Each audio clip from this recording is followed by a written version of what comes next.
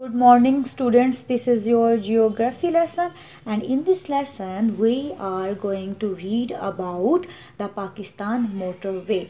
Students, motorways of Pakistan are a network of multi-lane, high-speed, controlled access highways mostly in Punjab, which are owned, maintained and operated federally by Pakistan's National Highway Authority. As of February 2021, 2,429 kilometers of motorways are operational, while an additional 1,312 kilometers are under construction or planned. Motorways are a part of Pakistan's National Trade Corridor project and China-Pakistan Belt Road Initiative from Khanjra Pass near the Chinese border to Gwadar in Balochistan.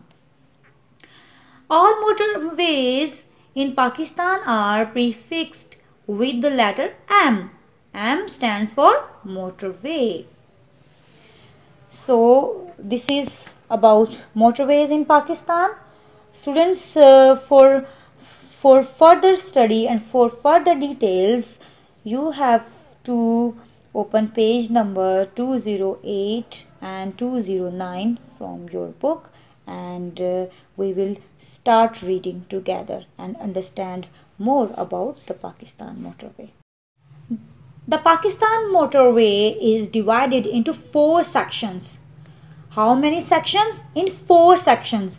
Number 1, Islamabad to Lahore motorway, 339 kilometer, completed in November 1997.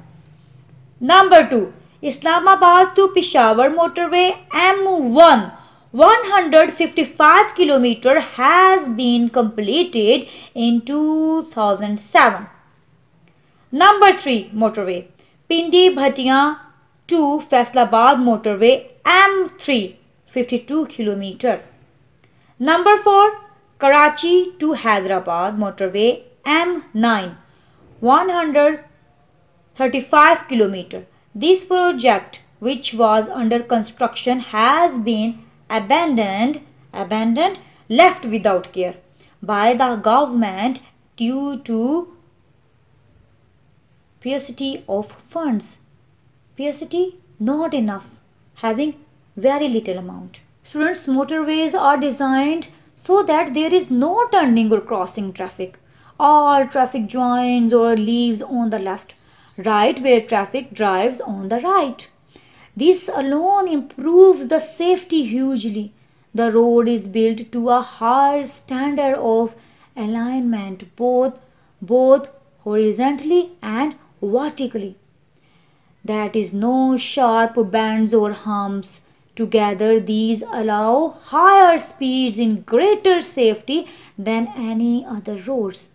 Motorways, therefore, have much higher capacity than normal roads, making traffic jams very rare. To relieve traffic pressures on existing roads, the motorway was considered in 1990. With its completion, the following benefits should be achieved. Road transport should be quicker and more efficient. Industrial estates could be established on its route. It would promote industrial growth by supplying raw material to the industries and manufactured goods to the markets. Industrial expansion would open up employment opportunities for the people. The motorway could further be connected to Afghanistan and the Central Asian republics, which will increase foreign trade. Many new settlements could be established. Despite the potential benefits, motorways are expensive to build, and it has yet to be seen whether these benefits can be achieved. Road transport versus rail transport. Difference between railway transport and road transport is Railway transport, it is ideal for bulk cargo and it is ideal for long distances.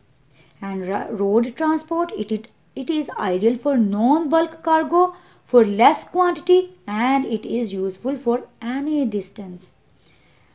Railway transport can be used from station to station. Road transport is used for door-to-door delivery. Safety of material is more due to careful handling and direct accountability of the river. In road transport, motor vehicles are relatively inexpensive. Railway engines, sleepers and wagons are expensive. Roads are easier to build and maintain. On the other hand, rail tracks are difficult to build and maintain. Relatively low investment and maintenance costs. Here in railway sector, high cost to rehabilitate and maintain.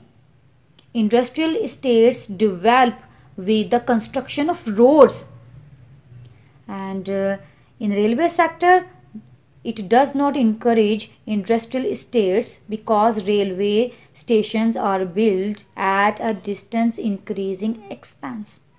For short distances people prefer to travel by roads, and for long distances fast trains are preferred. Wagons and buses drop people at convenient places. On the other hand, the train stops at the stations only. Normally carries perishable and high value goods. On the other hand, railways transport bulky low value goods. Roads can be built and maintained comparatively cheaply in rugged areas. On the other hand, railway tracks are very expensive to build in rugged terrain. Short-term returns on investment. On the other hand, long-term returns on investment.